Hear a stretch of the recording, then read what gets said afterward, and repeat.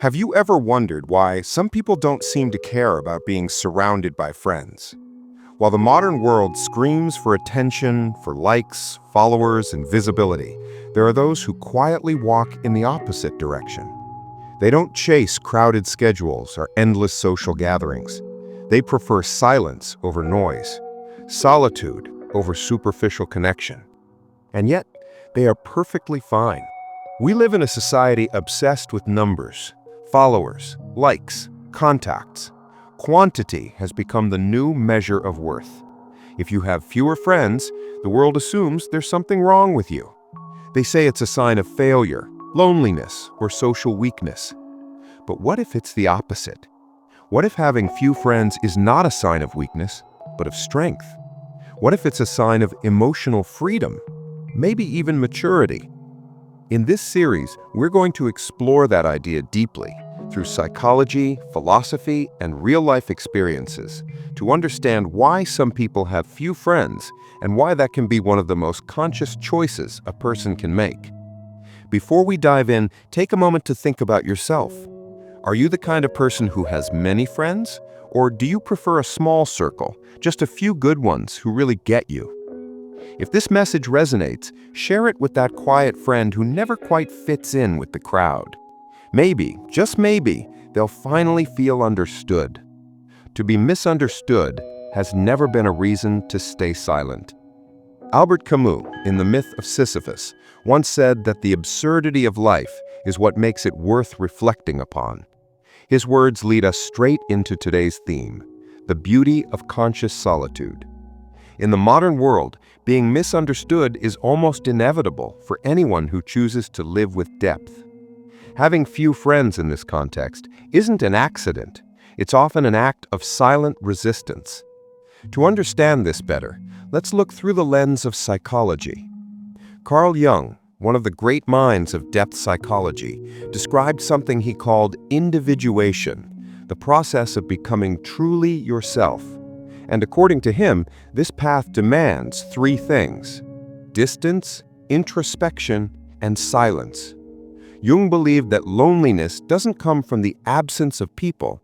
It comes from the inability to communicate what truly matters to you.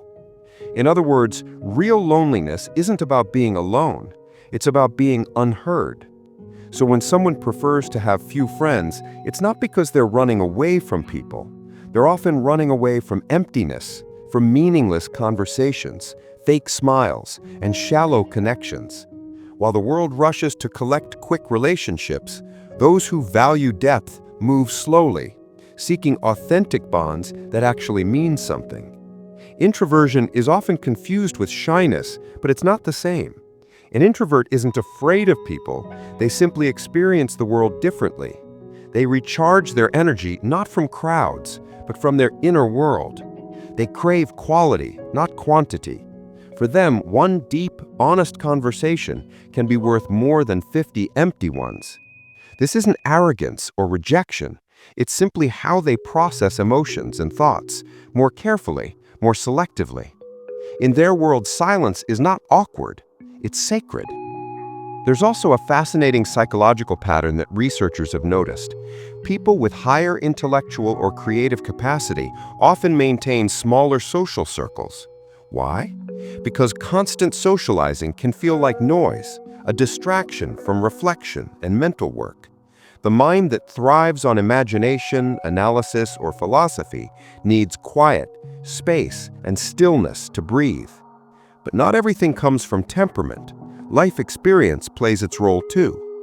Painful experiences, betrayal, disappointment, emotional manipulation teach us, sometimes brutally, that not everyone deserves access to our hearts. And so, we develop what could be called an emotional filter. It's not fear, it's emotional intelligence. It's not isolation, it's self-protection. Still, we live in a culture that glorifies exposure. Every moment must be posted, every friendship displayed. We sacrifice authenticity in the name of visibility. We confuse being seen with being known. As far back as the 19th century, the philosopher Soren Kierkegaard warned us about the danger of the crowd. The crowd, he said, is untruth. The more we dissolve into the masses, the more we lose our individuality. And maybe that's why people who choose to have few friends are often the ones who most desire to live truthfully. Because they understand something the world forgets, that truth doesn't shout in public squares. It whispers in quiet moments, in deep conversations, in the presence of someone who truly listens. This inner tension between inner presence and external validation is everywhere. It shapes our behavior on social media, our friendships, even our sense of identity. Most of our modern connections are fast and fragile. They form out of convenience, not conviction. And the moment a disagreement or crisis arises, they crumble. They were never built to last, only to perform. But those who choose to walk the slower path, the path of few but real friendships, are trying to redefine what friendship means. For them, friendship is not a competition, not a stage. It's a safe space where they don't have to pretend, compete, or perform. Where the other person is not an audience, but a mirror. In ancient times, solitude was seen as a teacher, even a virtue. Philosophers like Socrates, Seneca, and Montaigne all spoke of time spent alone as essential to self-knowledge. But today we've twisted its meaning. Now being alone is seen as social failure, as if choosing solitude means you're broken or unwanted. This cultural distortion makes us afraid to be with ourselves. We treat silence as something to escape from, rather than something to learn from. But the truth is, solitude and isolation are not the same. Isolation is emptiness. Solitude is fullness, the ability to be with yourself and feel whole. Carl Jung once said, "Who looks outside dreams. Who looks inside awakens." And that awakening, though uncomfortable, is the path to maturity. Psychologist Lori Helgo, author of Introvert Power, said it beautifully. While our culture celebrates the loud extrovert, the introvert listens to the inner world and finds power there. That inner power doesn't need to be displayed. It's not about proving anything. It's about focus, clarity, the ability to say no to noise and yes to what truly matters. Some people also carry something called high emotional sensitivity, studied by psychologist Elaine Aron. These individuals feel more deeply. A crowded, chaotic environment doesn't just drain them, it overwhelms them. So they naturally limit their circles, seeking relationships that offer emotional safety, not just entertainment. Have you ever preferred silence to small talk? Ever felt like you had to hide parts of yourself in certain groups? Then you already understand. Avoiding forced interactions, fake enthusiasm, and shallow relationships isn't weakness, it's self-respect. It's your way of protecting your emotional integrity, of keeping your inner world pure in a world that constantly tries to invade it. Many people reach a point where they realize that the price of belonging is too high. They notice that maintaining a wide social circle often means diluting who they are, smiling when they don't want to, pretending to care about things that don't matter, performing constantly just to fit in. That's when something inside them shifts. They stop chasing approval and start seeking authenticity. They begin to understand that it's better to stand alone in truth than to stand with many in pretense. Society, however, doesn't make this easy. We've been trained to equate popularity with success, to believe that being wanted is the same as being worthy. But when you no longer need the noise of others to feel valuable, you experience a kind of freedom few ever know. It's not coldness, it's clarity. It's realizing that peace is more precious than attention. Those who live this way often get labeled as distant, antisocial, or erudite. People misunderstand silence. They think quietness hides emptiness, when in truth, it hides depth. The person with few friends isn't necessarily alone, they're just not available to everyone. They don't open their doors to every knock because they've learned that not everyone enters with good intentions. This selectivity is not pride, it's wisdom earned through pain. Every disappointment becomes a teacher. Every false friendship a mirror showing who doesn't deserve a seat at your table. Having few friends then is not about rejecting others. It's about protecting the peace you fought hard to find. Friendship at its core is an investment. It demands energy, time, and vulnerability. And anyone who's been drained by one-sided relationships knows that not every connection is worth the cost. That's why many people begin to value depth over variety. They'd rather have one honest companion than a crowd of acquaintances who vanish when things get difficult. This shift doesn't happen overnight. It grows slowly, often after heartbreaks and disillusionments. When you've been surrounded by people yet still felt unseen, you start to crave something different. You begin to notice how much of your energy goes into pretending, performing, adjusting who you are just to belong. At some point, you decide the price is too high. You stop performing. You start existing as you are. And with that authenticity, your circle naturally gets smaller, but your peace expands. You begin to understand that sincerity filters people. The more real you become, the fewer people remain, because truth demands courage, and not everyone can handle that. You stop needing constant validation. You stop forcing conversations that drain you. You no longer feel guilty for choosing solitude over company that exhausts your spirit. You start valuing silence because it doesn't ask you to be anything but yourself. But this path can be lonely at first. The world around you keeps telling you that you're missing out, that being alone is failure. You scroll through endless pictures of people laughing in groups, celebrating, living what seems like a perfect social life. Yet, somewhere inside, you sense that much of it is performance. Smiles can be masks. Crowds can be empty. Laughter can hide insecurity. The truth is, loneliness isn't cured by people. It's cured by connection. And connection doesn't depend on numbers. It depends on presence. It depends on being seen and accepted as you are, without filters. The ones who have few friends often discover that the right company doesn't demand noise or constant communication. Sometimes the best moments are shared in silence, with someone who simply understands. A friendship like that doesn't need attention or validation. It exists quietly, securely, without performance. It's real. In a society addicted to exposure, this kind of connection feels almost revolutionary. While most people try to be visible, these individuals seek to be understood. They're not chasing the spotlight, they're looking for resonance. And when they find it, it feels like home. Choosing few friends is not the same as choosing isolation. It's choosing focus. It's choosing emotional safety.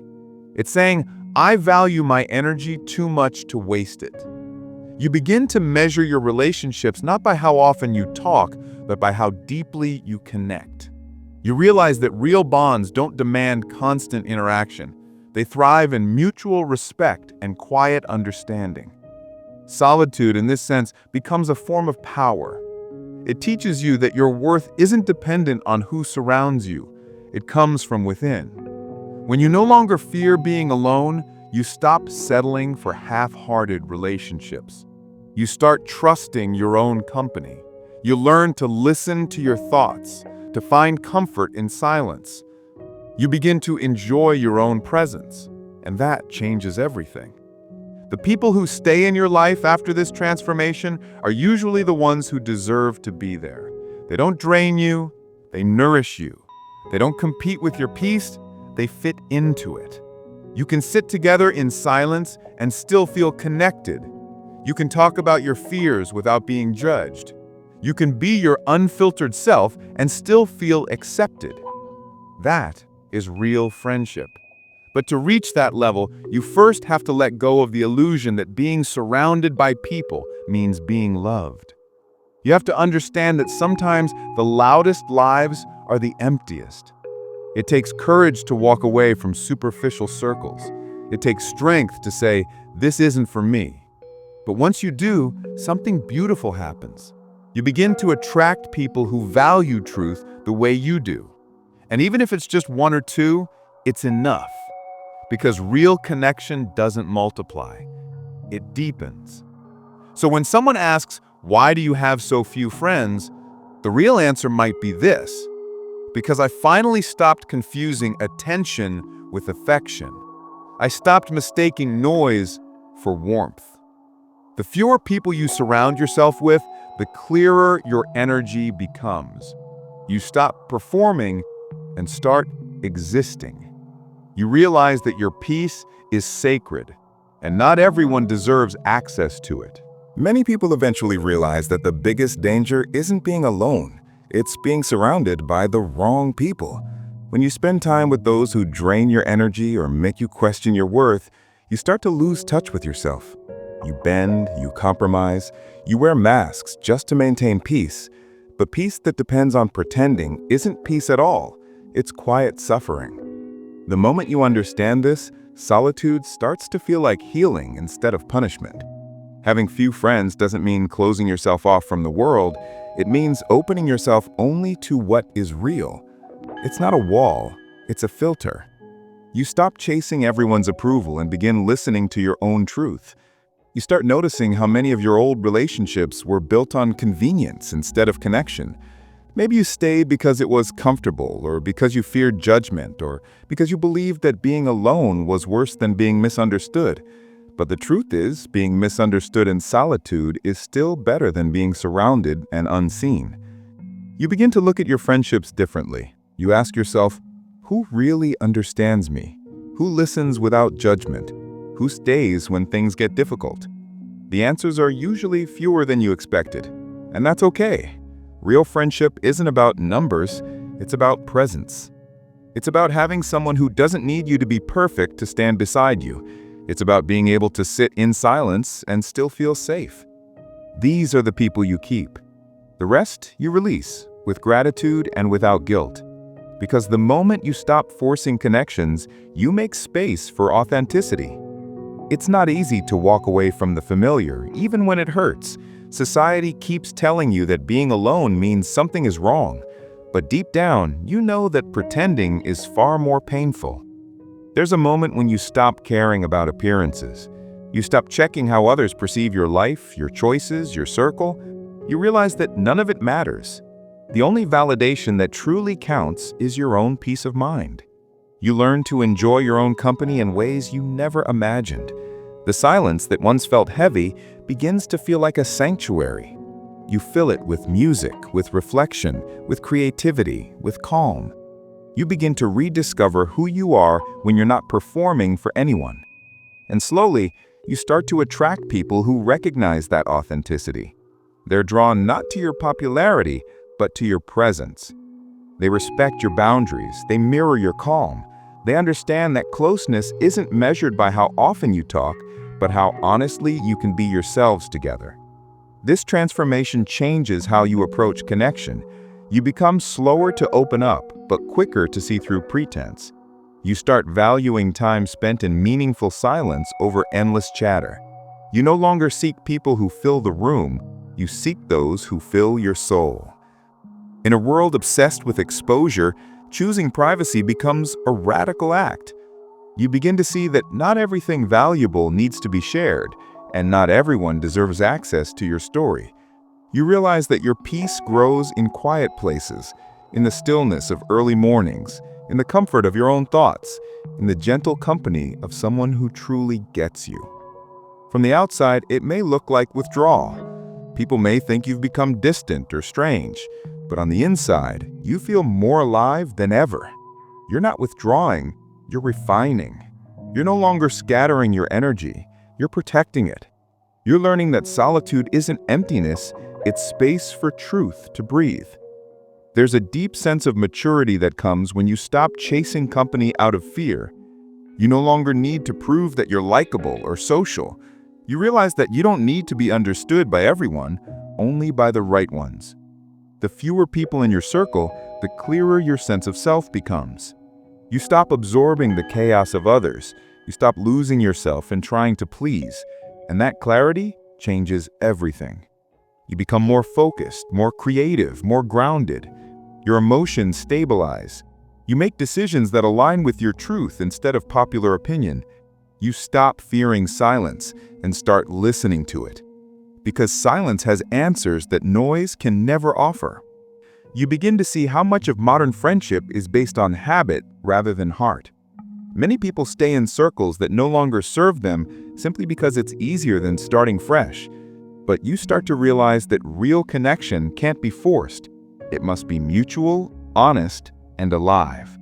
Anything less only keeps you from growing.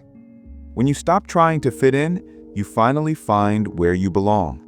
That belonging isn't a place, it's a feeling of peace within yourself. You stop waiting for others to understand you before accepting who you are. You stop seeing solitude as lack and start seeing it as alignment. It's not a punishment, it's preparation for deeper love, for wiser friendships, for a stronger self. You learn that not everyone is meant to walk your path, and that's not rejection, it's redirection. The people meant for you will recognize your quietness not as coldness, but as depth. They'll meet you where words end, with understanding, not noise. Having few friends becomes a symbol of emotional evolution. It's no longer something to explain or defend. It's something you wear with quiet pride, because it means you've chosen quality over quantity, honesty over approval, peace over presence. And that's not isolation. That's growth.